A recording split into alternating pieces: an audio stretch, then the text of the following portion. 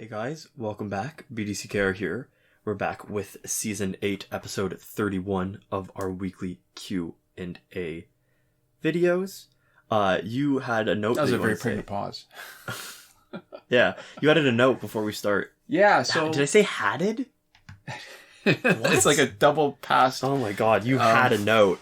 Okay, this is definitely... Yeah, the pandemic's getting... Coming fast and loose with this one. So normally what we like to do...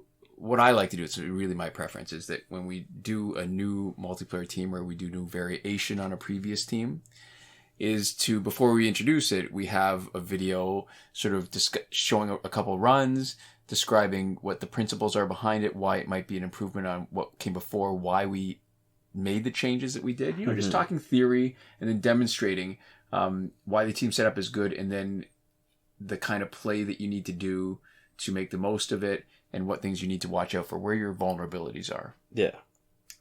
That's going out the window today. So what you're seeing is a team that we've played before, but this is a variation on it.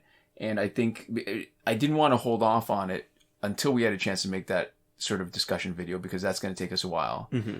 And it's just been so much fun playing with it that I can just grind the NPCs in with this team instead of having to grind it with this team because I like it and then having to do footage with one of the other teams that we've talked about before. Yeah.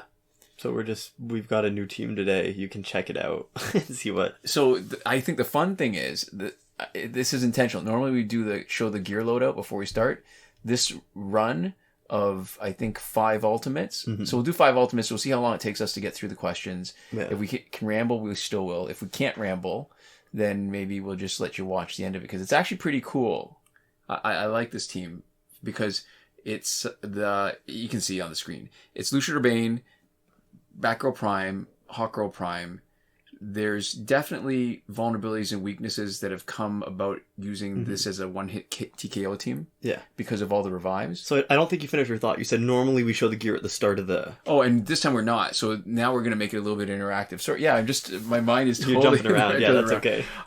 So this is your chance if you want to participate. Let's see who can come up with the most accurate gear loadout. And we'll give a shout out in our next video to whoever does it, who gets it right. And if nobody gets it right, maybe we'll do it to whoever gets it the closest. Yeah, and then we'll talk about the gear next video. Right.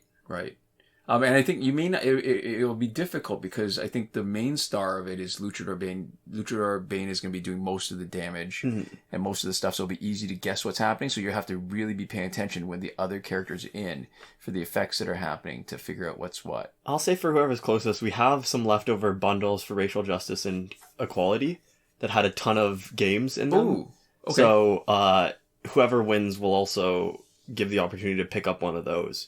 And it has a bunch of games in it. And when you give them the opportunity, it'll be a prize. It's just that it seems like not everybody wanted it last time. So, or, whatever. If whoever's closest will have the opportunity if they want it, we'll show them what it would be and if they want it. Right.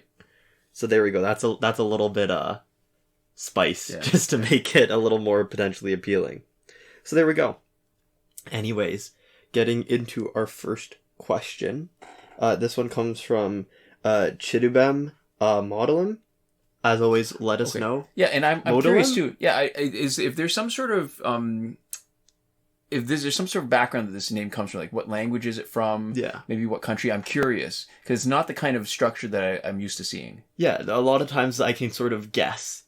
Even just maybe the continent, right? But I don't really have any leads on this. And it might not be a real name. It might be something made up too. Maybe. So it's always interesting. I'd like to hear some of the history of that. So yeah, as always, give us feedback on how we pronounced it. Any discussion about that, because we would like to pronounce names correctly if possible. And they say, question: would fully augmenting an Elite 5 level 50 Flashpoint team affect the efficiency of your multiplayer grind? That's an easy question. Yeah, 100%. 100%. And so let's define this stuff. What's fully augmenting? There's 4 axes. Wow, that was a lot of damage. 4 axes. We're talking about damage, health, crit chance, crit damage. And on our Elite 5 level 50 Flashpoint team, we have them all maxed out on the 2 axes for crit chance. For criticals, you mean? Crit chance and crit damage. Yep, exactly. Yeah. Boy, I am... We're out of it today. Yeah, well, I can only speak for myself. I think you've been pretty good so far. I mean, I started out by saying, I don't even remember. Just but that was the previous. That was a previous attempt at this. That we started. Oh, yeah. It's not even there. So you just outed yourself. So the whole point of having a fast run, maximizing your MP runs, and we've talked about this in our previous multiplayer video. You can look it up if you want. I think the title of it is maxing out multiplayer or something like that. Mm-hmm. Ranking, the fastest ranking in multiplayer that you can do. Yeah. So the principle is you want to get maximum battle points for the time that you're playing. And then minimize your stats. Right. So you want to ride that really fine line where when your stats get higher, your opponents get stronger, and you're more likely to face the kind of gears that will slow you down. Mm-hmm. And the main gear is Astro Harness. Yeah. So Elite 5 level 50... for this team. Yeah. For the Flashpoint team, not this team, but should be good battle points. Yeah, without you should get health or maximum damage. Yeah. Yep. But you also want to make sure, so the critical augmentations, the reason why they're so important is because they do not affect matchmaking. Mm-hmm. So if you were to increase attacker damage, attacker health, attack/damage or health, then that increases the sort of implied threat level. Threat level is a language that was from Injustice 2 Mobile. Yeah. It increases your total stats that get plugged into the formula that output who you're fighting. Right. And so, basically, you have two considerations. So the idea is that the higher stats are, they will trigger those gears like Astro Harness. Right. You'll end up facing them more often. Right. And if you've already sort of blown into that region where your stats are high enough that you're getting it pretty consistently, then at that point, the only other thing that you can do is fully elite and augment and max them out so heavily that it's very hard for the later fights to have higher stat guys. Right. You want to sort of be the biggest fish at the very top of the boards in terms of stats so that you can never fight anybody who's got higher stats than you. And so there's a huge sort of gulf in between that. And so when you're only at Elite 5 and only at level 50, right? When we're talking about not breakthrough, not getting a higher elite level, right? Or not even maxing out the elite level that you could get without breakthrough, right? Right. What you're talking about there is you're a long distance away from being at that point where you're the highest stat people in the game. And it's the funny thing is, I want to point out too, because there's the implication there that's not true that gears are involved, because gears actually don't become part of the calculation. You can see that every once in a while when you face a high stat team that doesn't have very good gears. Yeah, and it's easy. Right. It's not that the gears are taken into account, and that's why your higher opponents will have that. It's that when you face a higher stat opponent, you're just they are more likely to have Astro Harness and the higher gears. If they have higher stats, it means they have more resources, and if they have more resources, they probably have better gears. Right. It's not absolutes. Yeah. Because there's sometimes you have sort of, I don't want to really call them dickheads, but if you're the kind of person that leaves a bronze team in with like 450 gear scores, it's kind of rude. It is a little bit rude because the amount of battle points that you get from the defensive wins isn't huge. Yeah. And what you do is you're sort of screwing over the low level people playing that are going to have trouble fighting. It's causing real human suffering. It is causing real human suffering. Yeah. Yeah. So yeah, maybe not dickheads, because honestly, I can see the appeal of doing something like that if you're that kind of person. But it's and trolling. you take away from that. But it's basically not trolling. The problem is that you don't actually get to benefit directly. You just sort of get the awareness. I don't understand trolling in general, but I understand trolling a little bit more in the way of like messing with your friends. Right? Oh yeah, where you get to be there, different. you get to see the reaction, you get to participate in it, and then afterwards you're on good terms with them, so you get to be like, oh, here, whatever. And if you really do something where they're like, oh, that was annoying, you're like, okay, yeah, like I'll buy you lunch or something, right? You get to make sure that you've evened the score and that everybody comes out of it feeling not worse, right? It's not always better. But... So I'm glad you stated that explicitly, because there's the implied part that I just taken for granted, because it's like a lot of other social media. The interactions that you have with people in real life, where you've got a history, where you've got other things going on, allows for that kind of, not even so much trolling, because when you do it with friends, it's not trolling. Yeah. It's more that you're busting somebody's chops. Yeah. right? Or you're busting their balls, or whatever you call it, where you're just yanking each other's chain, because that's just the kind of interaction. And it presupposes that there's not that kind of power imbalance where one person doing it is actually abusing the other person. Yeah. You know what I mean? Like that just throws it right off. And when you're doing with strangers, you don't know what's implied. You don't know whether it's something that's... you don't understand necessarily the emotions that are involved. And there's never really the give and take that comes with it. So it comes off as really kind of... And the good news is, for one fight in multiplayer and Injustice, it's not that big a deal. It's not very high stakes at all. So, you know, we're talking about why it's bad in principle. In this specific case, there's not a lot of harm being caused by it. It's just maybe being a little... maybe making someone else's day a tiny bit worse for nothing for yourself. Right. So it's very low stakes, so there's low cost, but there's also, even if you enjoy this kind of thing, I can't imagine, it's also very low gain. Right. So it just doesn't seem very motivated. It just seems like kind of like pushing something so that it'll be in the way on the sidewalk, so somebody else has to push it out of the way. It's like, I mean, you can, and like nobody's gonna care that much, but like, why? Right. And it just occurs to me now, that didn't occur to me when I first read the question, is that it used to be just the Astro Harness. Now, because of the presence of New 52 Shazam, he's actually another thing that you could face at the higher levels that could slow fights down a lot.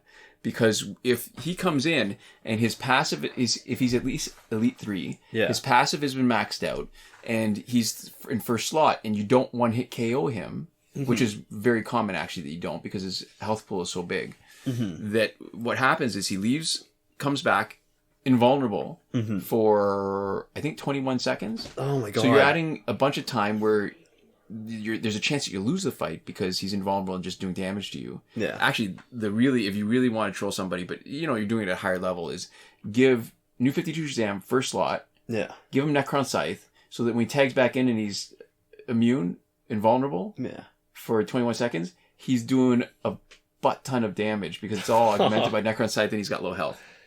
That would be real trolling. That's true, and that's kind of fair because that's at the high level of play. Sure, exactly. It's not unbalanced. You're just making a team that's hard to beat. Right. So, although it does cause the same suffering, it's yeah, but it's more closer to equal. It's what you're supposed to be doing. It's how the game wants you to do it. Right. So I think Astro Harness and New 52 Shazam are probably the two biggest things that'll slow you down. Whatever you can do to minimize the chance that they'll show up while still maximizing your battle points. Would putting Astro Harness on New 52 Shazam just make it even more likely that triggers and they swap out? Nah, because if you one-hit KO him, right, you're going to one-hit KO. Yeah. It'll bypass the invulnerabilities. That's if it's one hit.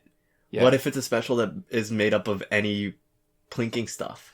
But then all he has to do is hit 25% to be able to swap out and then swap back in. That's true. That's what actually saves him, right? No, that's true.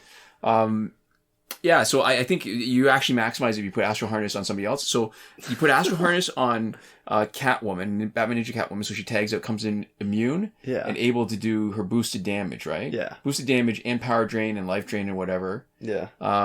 New 52 Shazam, who We're tags giving away out all the secrets. Yeah, but the Astro Harness, her, makes the fight last longer while she's doing damage. Because here's the thing. Just Astro Harness doesn't actually make it more difficult if it's just somebody sitting there who's like giving you little love taps. Yeah, you don't want to make the fight longer on defense for other people either, right? You want to increase your percent chance of winning, and you want to increase the number of fights you get. So you're trying to get stats up, and you're trying to win more fights. You're not trying to draw out fights for other people. Right. Because who cares?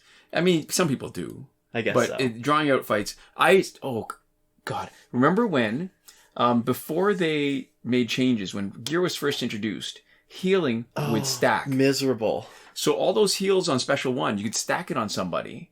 And then if the opponent was coming in with a bar of power, they would just heal over and over again, and fights would last forever. Yeah. Wasn't there a fight that you did that lasted like half an hour almost? It was, I believe it might have been against Man of Steel Superman. Yeah. He had two Special 1 heals. So he would just heal a whole bunch every single time. And because it's stacked, I mean, now it doesn't, so it's not nearly as bad, but because it's stacked, he would heal every bit of damage I could give him. We did not have Tanzu Totem and Master's Death Card that would give you a lot of boosted damage. So you're basically relying on mostly basic attacks. Yeah. And that fight lasted forever. It's not like he could do a huge amount of damage against me either. And I remember there was a commenter who when we talked about it, who chimed in and said that they had a fight that lasted like 45 minutes or something like that. Yeah. And that they were just barely whittling away at people. And after a certain point, they just decided that they weren't giving up on it. And that they would rather just go through the fight and win it because they could on the principle of it. And so that it lasted a ridiculously long time. But that was a hard time. And it's hard to ask for what this game is, you know, asking the same amount of time that it could take for you to play like a real sort of sit down game. Yeah. Right? Like a match of like an online shooter or like even like a full board game. Right? There are board games that from setup to takedown don't take quite that long. Right. So that's a big time ask when this is, you know, toilet sitting game. So now you mentioned about the 40 something minutes. I will admit that I have footage on the computer the computer hard drive that crashed that we've lost forever now. Yeah. Of where the cutoff, the software that lets me record the game cuts it off, I think, at about 55 minutes. Mm-hmm. And I had 55 minutes of one of those situations where Raven Prime had become invulnerable to damage. Yeah. And what I was trying to do was just to see how long I could last. What I had was Batman Ninja Catwoman. Yeah. And I would keep on power draining Raven as much as I could. Yeah. Build up to a special 2. Recharge my passive. And every time I recharged my passive, every time I did a combo ender, I would heal. Yeah. So I was trying to see how long I could do it. And every once in a while, I would ride right to the edge. You know, you play long enough, you make a mistake, right? Yeah. And I would ride long enough to the edge, and I would just try to heal. And pull it back, yeah. And I was saving that as background footage for a week when maybe we didn't have time to do anything else, as just sort of something instead of this sort of fresh gameplay, something older, but it was fun. It'd be funny, right? Yeah. And then we lost it. And totally lost it. So you can go ahead and mock me for that, because I think I spent more than an hour. I didn't realize until after I decided, okay, now I've got enough footage to stop. And it was only 55 minutes? It's 55 minutes, and that we lost it on the drive. And it's got to be perfect, right? You've got to have her in. You got dinged, so you got dinged twice. Yeah, I got dinged twice. That's unfortunate. That was kind of funny, though. But so yeah, long story short, crit chance and crit damage absolutely helps your grind, makes it a lot more efficient. Yeah. And health and damage at the level that you're at makes it less efficient. Yeah. And there might be, if your stats are way higher, if you're talking about like an Elite 7, Elite 8, Elite 9, Elite 10 team, right? Yeah. Then you could make the argument that health and damage there's some level, there's some stat level where you're near the top but not quite at the top, where augmenting health and damage would actually make your fights faster, because the later fights would be as easy as the early fights. Augmenting damage would be the most important, because that is what makes fights faster. Yeah. And that's actually true. Augmenting damage in general, if you're not at max battle points with a team, and you want to up your battle points, augmenting damage makes your grind faster as long as you can consistently win. And part of the problem is that you don't know until you put the augments on what types of teams you're going to end up facing, right? There's no sort of understanding of, if you have this stats, then these are the teams that you'll face. So there's no way of sort of doing that calculation before you've already done it. But as a rule of thumb, you're right. If you're augmenting only damage, as long as you're not in Astro Harness territory where the up in stats will increase the ratio of Astro Harness by a lot, augmenting damage will make your fights, your grind more efficient, as long as you can still win. And I would be very much more tempted if I had a team that was already 50, Elite 5, if I was going to boost them up a bit to do that, I would prefer to augment their attack over raising their promotion. Mm-hmm. Because when you raise the promotion, it's even. Yeah. And so you're boosting health at the same time, too. Yeah. And, of course, this advice is all just for the way that we play. If you're in a position where you're riding the razor's edge of losing on a lot of fights, changing the ratio is not probably going to help you at all. Right, not enough. Yeah. Yeah, I mean, I guess there's every once in a while we have a risk of losing fights, but not on the teams that we do efficiently, and not when we're paying attention. Just wanting to win. Yeah. Like sometimes when Phantom Zone's around, right? Mm-hmm. That's true. Winning not necessarily as much. Yeah. Our priority. Mm-hmm. Yeah. So there we go. And we don't have a lot of questions this week, so we're going to move on to our second and I think final question. Yeah. Which is from Apocalypse. And they say, what are your all thoughts on the new C-10 bill? The video I watched about it said that it could potentially give the government the ability to censor content produced on YouTube. Censor content. Content, yeah. I know. I know that Apocalypse had it right. Like, but I was reading it the same way, where my mind just parsed it really weird. Yeah. So we're Canadian. We're Canadian. Apocalypse is also Canadian. I think he's in the East Coast, right? Mm-hmm.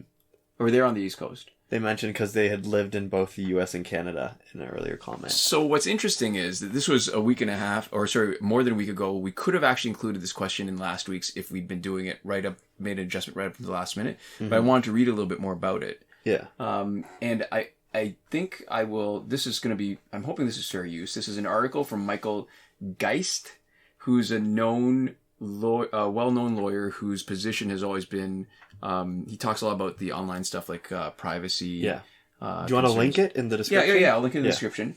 And I'll read just a bit from it where he talks about it. And here's the thing, because he's definitely got a particular position. He's known for standing up against government regulations when it comes to our online presence. And what I'll say too, actually, is that if you're listening to us and you think this article is interesting in any way, shape, or form, go ahead and give it a click, right? Because they don't care about how much you read it or how long you spend on it. What articles care about is click-throughs. Right. So if you give it a click or you scroll up and down it, that's as good as giving them a full view and a full read of it. So that's a good way of supporting when we quote people and we have links.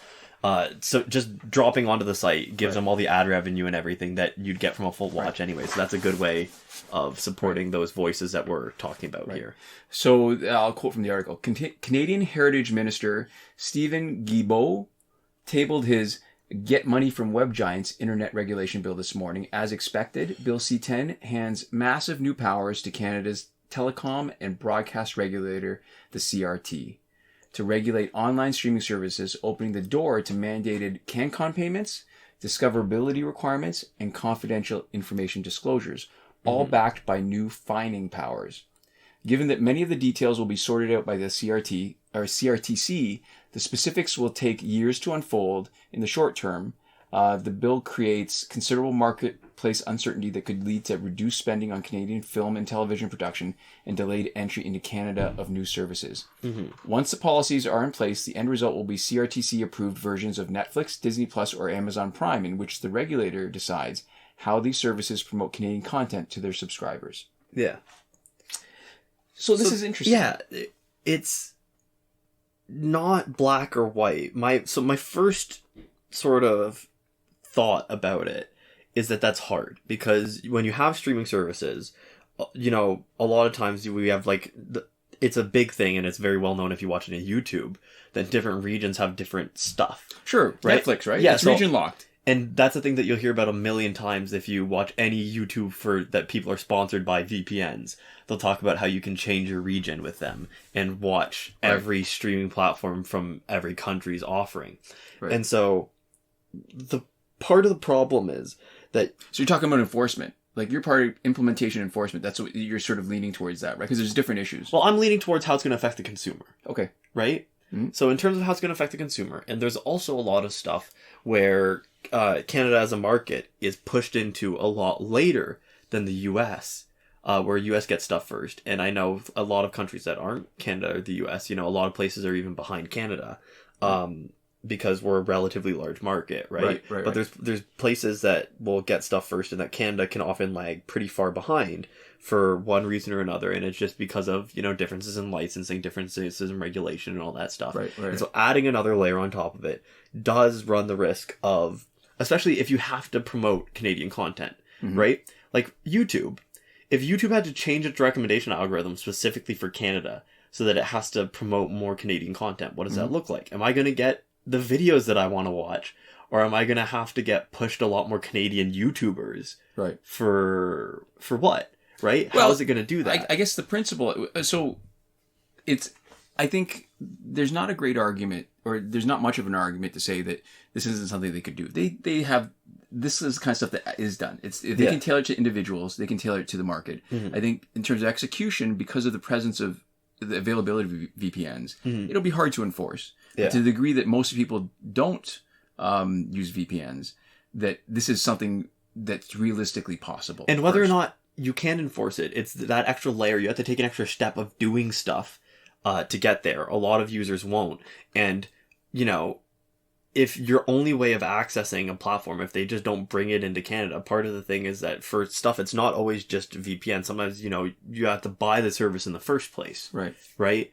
And if it's not available in your country, you're going to buy it through a VPN. You're going to, like, you know, all that stuff. Yeah. Those layers sort of make it a lot more annoying to work with. So I'm going to speak as an old. Yeah. Because I grew up in a time where there was no internet. Yeah. And access to visual media was basically television. It was cable. And I think the principle of what they're trying to do is good because we have years of experience with cable regulation to promote Canadian content. There'd be a minimum amount of Canadian content so that we are not completely overrun culturally by our gargantuan neighbor to the south, who I think has, we're about as big as California in population, and California is like 1/10 of the American population. Yeah. So, I mean, we've got a lot of similarities, but I think that kind of protection has helped us maintain a distinct Canadian identity. So I think in principle, it's not a bad thing. Yeah. And I think it can be done. And I guess the difference is because I've grown up with it, it doesn't bother me, the idea so much that they're going to try to do the same with other services that have tried to, in a lot of ways, replace what cable TV, because you watch media way differently than I do. Yeah, absolutely. You don't watch TV anymore, really, except with us. Yeah. And the TV that you do watch when you're watching on the TV is a lot of streaming online stuff. Streaming stuff, right.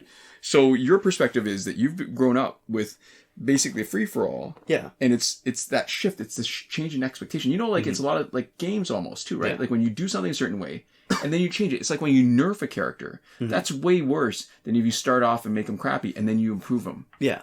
So that's part of the thing too, is that on cable, it makes sense that you want a certain amount of Canadian content so that people have access to it if they want it. Yeah. And then you can always go to a channel to sort of find what you want, right? But there's nothing that's not available to you. But that applies. That same principle should apply to online stuff, right? It should.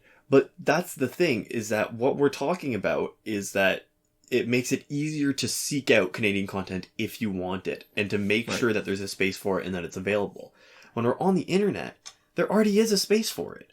When you're not talking about watching what's on, right? For stuff like cable or the radio, where it's just whatever's on. How are you served content on streaming platforms on YouTube? You are shown stuff that's supposed to be tailored to what you like, and you can, at any time, look up specific stuff if you want it, right? And so if you're asking people to display a minimum amount of Canadian content on YouTube, what does that look like? Because you can already have an infinite amount of Canadian content uploaded to YouTube. So they really have to be changing the recommendation algorithm. If all it is a box with a feed that says stuff from Canada, which I think I've already seen, right? Then that's fine. If they're just saying this is Canadian content creators and they have to have like a bar on your homepage, right? That does that, that's fine. But if you're talking about a situation where they're in some other way altering the algorithm to change it so that one of the weights, one of the sort of markers for success is showing you more stuff by people from Canada, then what that runs the risk of is genuinely reducing the quality of suggestions from YouTube. And if that's, if you do that with Spotify, right, for music, if it's saying here's stuff from Canada as like a feed, that's fine.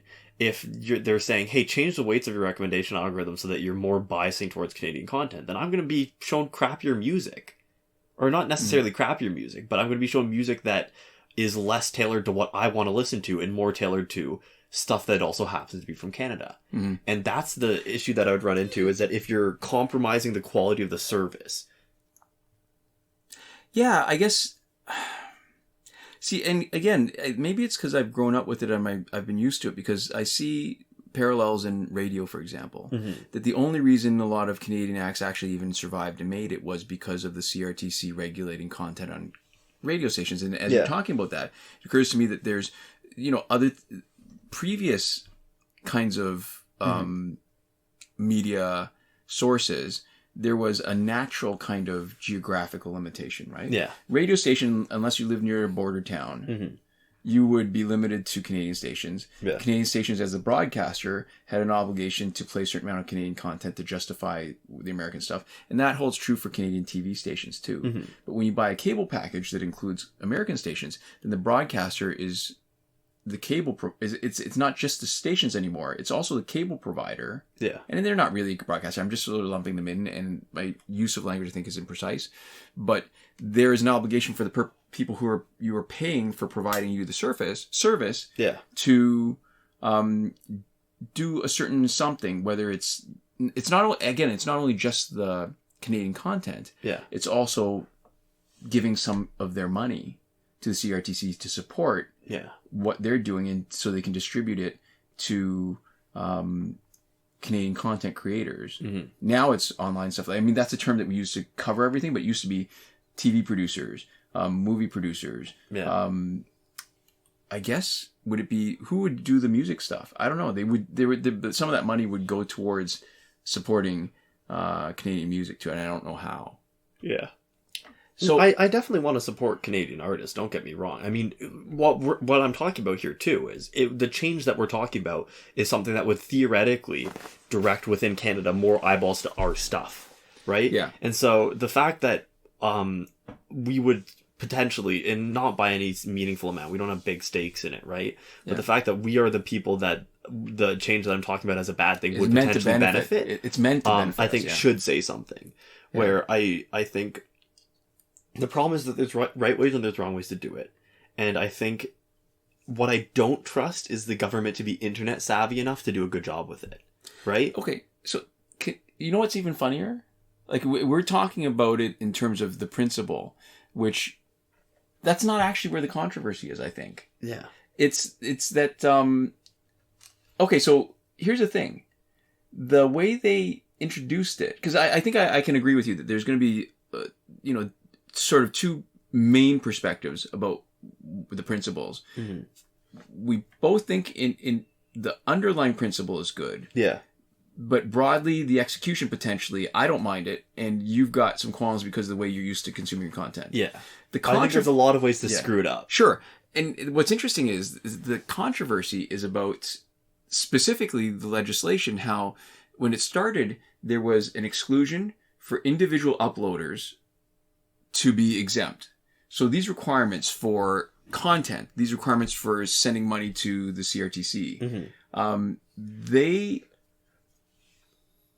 had an exclusion for the individual uploaders because they were treating the platform, YouTube, Facebook, whatever, as the broadcaster. Yeah. And so the controversy was because they introduced the bill, and then this is my interpretation, because again, I have lots of other things to do. I'm not the most internet savvy guy or legislation or law savvy guy, but they took out that exclusion, and big uproar that people as individuals are going to be responsible and subject to fines from the CRTC. a YouTuber. Yeah, like a YouTuber. Yeah, and then they reintroduce other language to try to do that exclusion, and it seems like the way that it played out, that maybe that was their intention all along. Yeah, but again, it's like nerfing Superman 2's, Regime Superman, not Superman, just Regime Superman's Special 2, so that it used to be unblockable, full damage Special 2, and then they cut the damage in half, so it was like, it was unblockable, but it was like he was doing it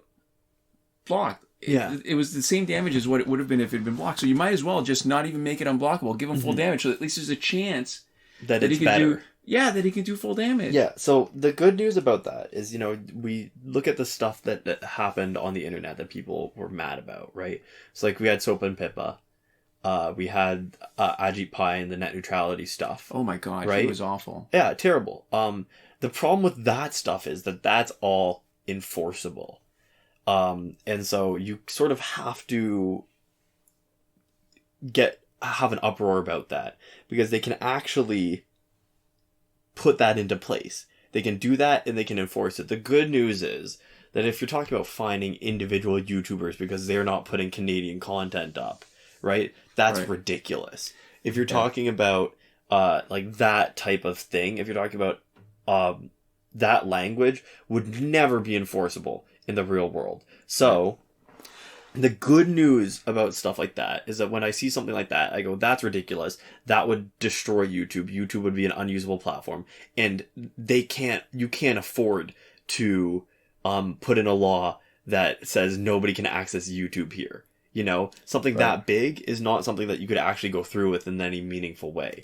Right? In the same way that when Trump was like, oh, we're getting rid of TikTok, right? I think there was so much support for it and so much of a base for it that people were worried, and Trump could damage it, right? Trump could do a lot to sort of make it more challenging, but Trump was not just going to say, no more TikTok, I think, just practically. And so I think that would be terrible, and you need to have, and it's good that people are talking about it so that the language is getting hashed out before you put it into place. But I also wouldn't have been that worried about it one way or another, because that's not happening. It doesn't seem, yeah, it seems... It's not real. Sometimes I'm skeptical when politicians promise stuff. In this case, I'm not. However, I'll also say, though, that I think in general, laws that are not clearly written, that are potentially enforced at the discretion of the enforcer, those are crappy laws. That's where you get systemic racism. That's where you get abuse of power. I think it is important to have the language clear enough that there isn't the possibility that, so even if it's not, so if you were to contest something in court that you'd win, to the potential chilling effect of making examples of people, or that people, even if people were just afraid that potentially that they would be subject to that kind of stuff. I understand the idea where you can't just make every uploader exempt, because some uploaders are content aggregates. Right. So they are like channels. They are like, I mean, we're a channel. I mean, it's part You're of talking about language. like maybe a YouTube channel that does movie content and releases a lot of movie trailers. Right. But the other problem too is that you can't. They're not opting into releasing in Canada, and then your option is, if you're trying to have individual users who operate like that, then you'd have to have every YouTube channel be able to opt out of releasing their videos for Canada, and that would be terrible for us. But they can right now, right? Like, there's so many videos that, because it's geolocation more locked. People would have to. Like, I never get suck so bad. Who is it? There's one show. Is it Trevor Noah? There's a bunch of shows that you try to click on the links and they don't show up. They just say that if somebody's embedded it on their website, and you try to watch it, it says that this is not allowed in your location. Last week tonight with John Oliver, the videos, we only get the videos 2 weeks after they're posted. Right. And it's something to do with like they're not available in our country until 2 weeks later. Right. Probably I don't know exactly why that is. Something to do with like it's still airing here, maybe, or something. It's you know what, it might have to do with the rights, because Canada's a separate market from the US. Yeah. So the US studios generate more income by selling it separately to the US. So they might have exclusive distribution for the first 2 weeks. Right. Where they're not allowed to show it. So this is the whole issue that they had with Super Bowl ads, right? Yeah. So the Super Bowl ads, so background, if you're not Canadian, this won't matter to you, so you won't know about it. But in Super Bowl, what most people know is that a lot of people spend a huge amount of money because of the high ratings for Super Bowl on ads. But on like big, weird, cool ads. Right. So artistic stuff. Yeah. And that was a big draw for sport ball fans to watch Super Bowl, just to see the halftime show and see all the ads. Yeah. And that doesn't fit really well with what happens in Canada broadcasting, where when a Canadian broadcaster buys the rights to a show, and if the show is simulcast at the same time as an American station, they get to override the American signal so that they show the Canadian ads, because they paid for that right. Yeah. Sorry, I was getting somewhere with this. So we were talking about why... So you don't get to see the cool American ads in Canada right. for the Super Bowl. And that was a big deal, and I think it's been flip-flopping a bit. But at some point they were saying they allowed the ads to show that they wouldn't be simulcast, and then they stopped, and then I don't even know where it is right now. All I remember now is that this year Weekend was on the Super Bowl halftime game, and it was really kind of weird and a little funky too. But it's kind of cool that it was Canadian. We don't watch the Super Bowl. I don't care enough about watching weird ads. Yeah. What was the point? I feel like I digressed originally from the point. I had something to make like a connection to that.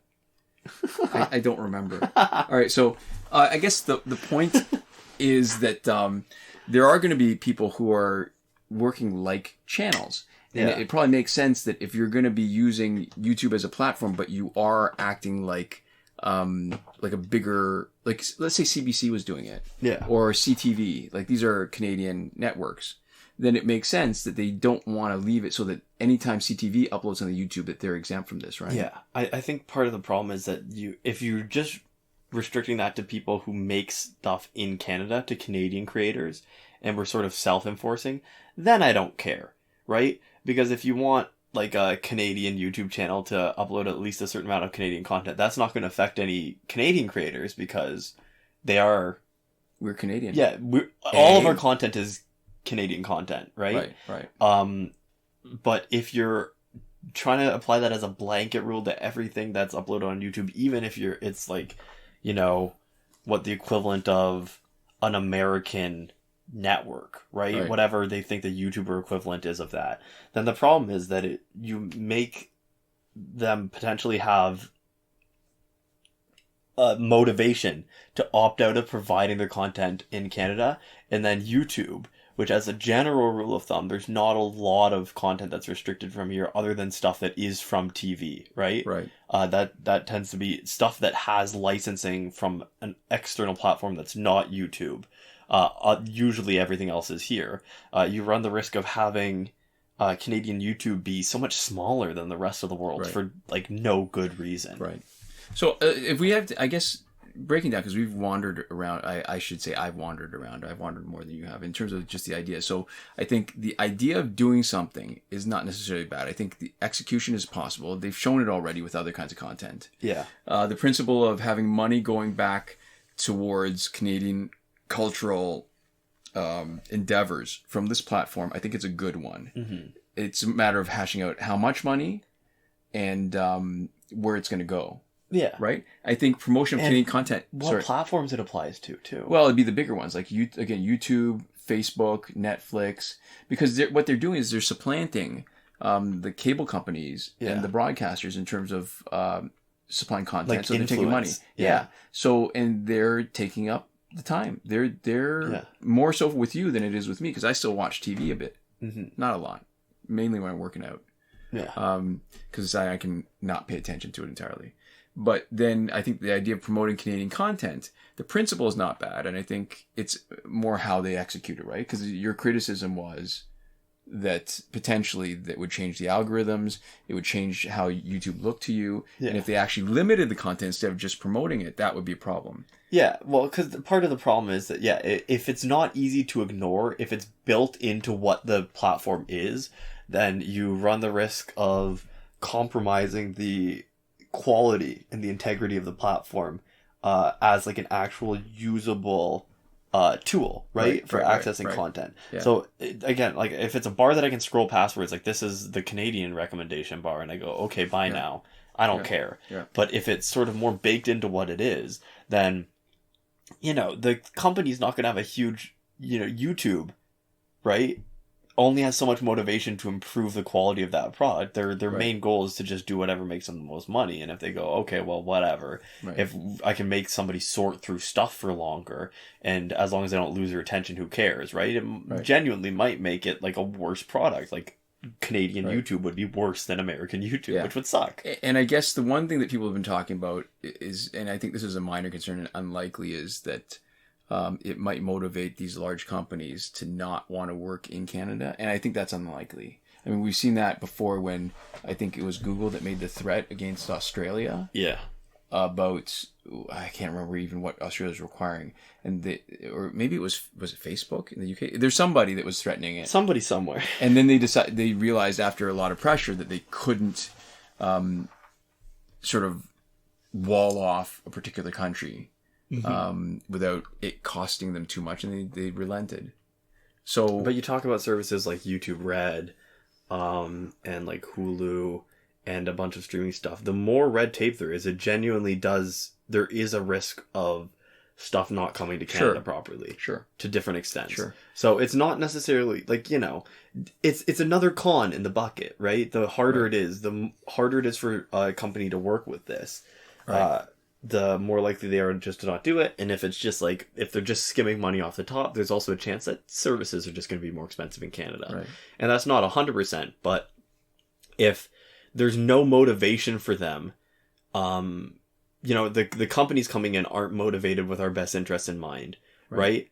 And so the government has to be the group that has our best interests in mind, out of anybody, because a foreign company is looking to get as much money out of us as possible. They feel no obligation in any way, shape, or form to make things any better for us, right? They just want more of our money. The government, you can argue also maybe just wants more money.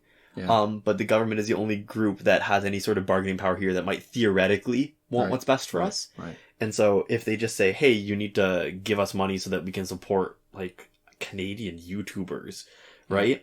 Well, it might not even necessarily be that. It just, as long as it supports Canadian culture in some way, I think I'd be okay with that. Or whatever. But if they're just taking money, you run the risk of a company coming in and going, well, okay, I'm just going to pass that cost on to your citizens. Sure. And then what all that is just hidden taxes.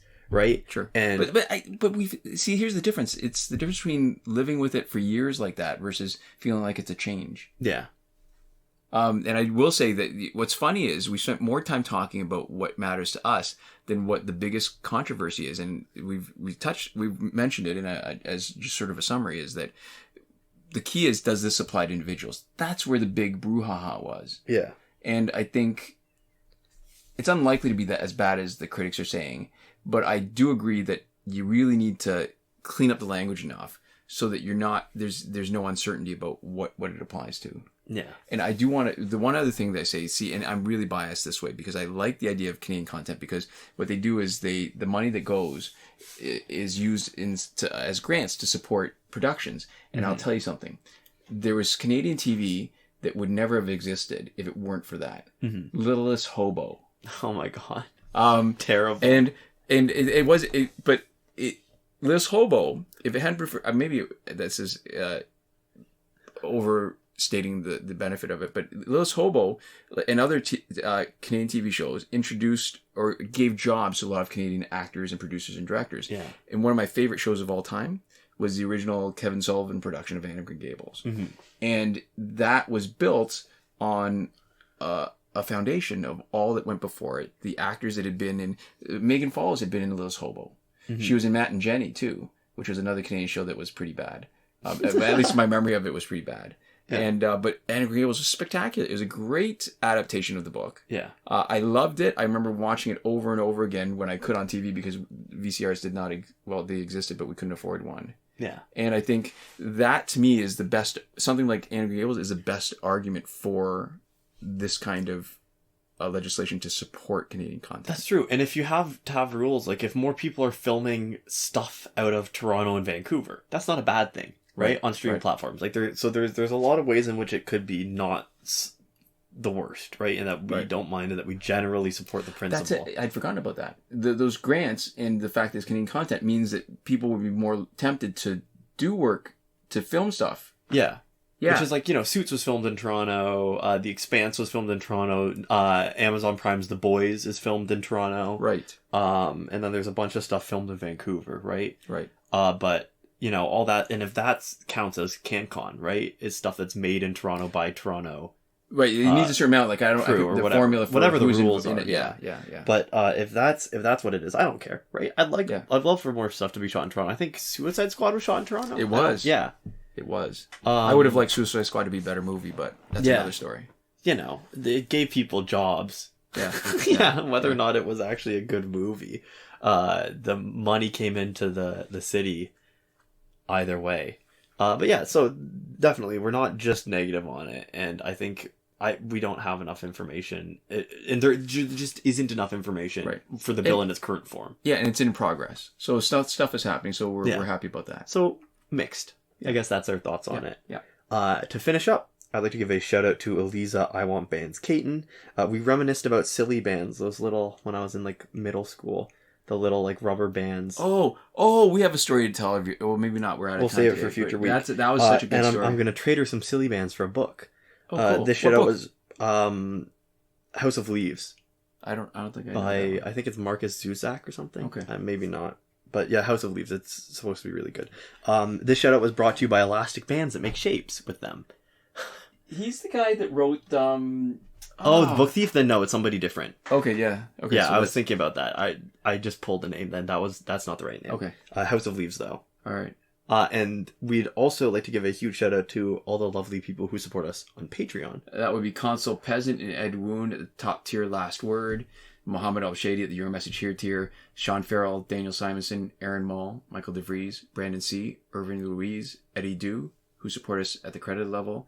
Chris Wolf, Scarlet Danny, Awesome Gamer 241, Pavu RS, Gavin Malott, and Isfar E at the gratitude level. Here we go. Thanks so much for your support, and thanks so much to all of you for watching. We'll see you next time. Komoda.